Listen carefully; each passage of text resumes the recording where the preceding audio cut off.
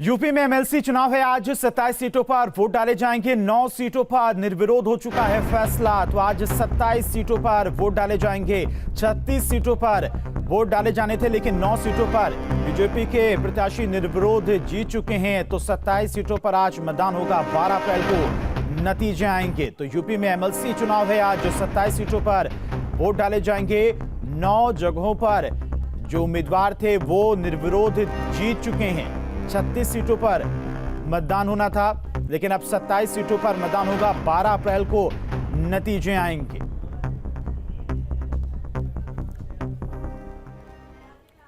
CM Yogi Adityanath MLC चुनाव में मतदान के लिए आज गोरखपुर जाएंगे। सुबह 8 बजे नगर निगम के बूथ पर मतदान करेंगे और बीजेपी के कई बड़े नेता और यूपी के कई मंत्री भी एमएलसी चुनाव में वोट डालेंगे। बीजेपी एमएलसी विजय बहादुर पाठक आजमगढ़ में वोट डालेंगे और डिप्टी सीएम केशव प्रसाद मौर्य प्रयागराज में वोट डालेंगे। वहीं डिप्टी सीएम ब्रजेश पाठक सुबह 8:15 पर लखनऊ में अपना वोट डालेंगे। श्रम मंत्री अनिल राजभर शनिवार सुबह 10 बजे चिरईगांव ब्लॉक में वोट डालेंगे। वहीं विधानसभा अध्यक्ष सतीश महाना दोपहर 12 बजे कानपुर में नगर निगम पोलिंग बूथ पर वोट डालेंगे। तो आज 27 सीटों पर मतदान होना है। मुख्यमंत्री योगी आदित्यनाथ गोरखपुर में मौजूद रहेंगे आज मतदान करने के लिए। इसके अलावा डिप्टी सीएम केशव प्रसाद मौर्य भी प्रयागराज में मतदान करने के लिए पहुंचेंगे और तमाम मंत्री आज अपने अपने क्षेत्र में मतदान के लिए मौजूद रहेंगे।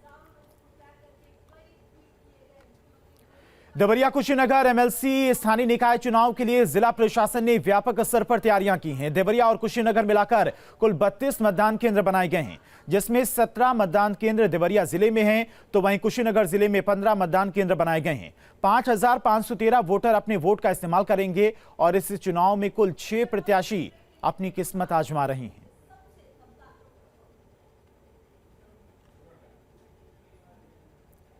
तो देवरिया प्रातः 8 बजे से शाम के 4 बजे तक वोटिंग होगी। उसकी तैयारियां सभी मुकम्मल हो चुकी हैं। वर्तमान में कलेक्ट्रेट प्रांगण से ही पोलिंग पार्टियों के डिस्पैच का कार्य चल रहा है।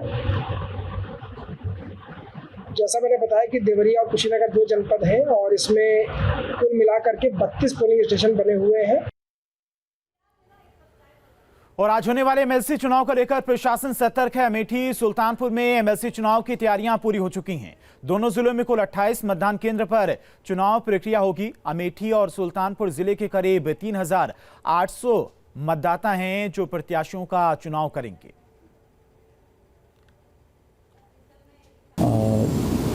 हमारे जनपद में कुल 15 बूथ हैं और अमेठी जनपद में 13 बूथ हैं। इस पूरी जो कॉन्स्टिट्यूंसी में इस प्रकार 28 बूथ होते हैं। हमारे यहाँ सभी ब्लॉक्स और ज़िला पंचायत पर वोटिंग होगी। उसके लिए आज यहाँ से 15 पार्टियाँ और 2 रिजर्व पार्टियाँ और उसी प्रकार से अमेठी जनपद से उनकी पार्टियाँ प्रस्थान कर रही हैं। ये मतदान कल 9 तारीख को सुबह 8 बजे से शाम 4 बजे तक चलेगा।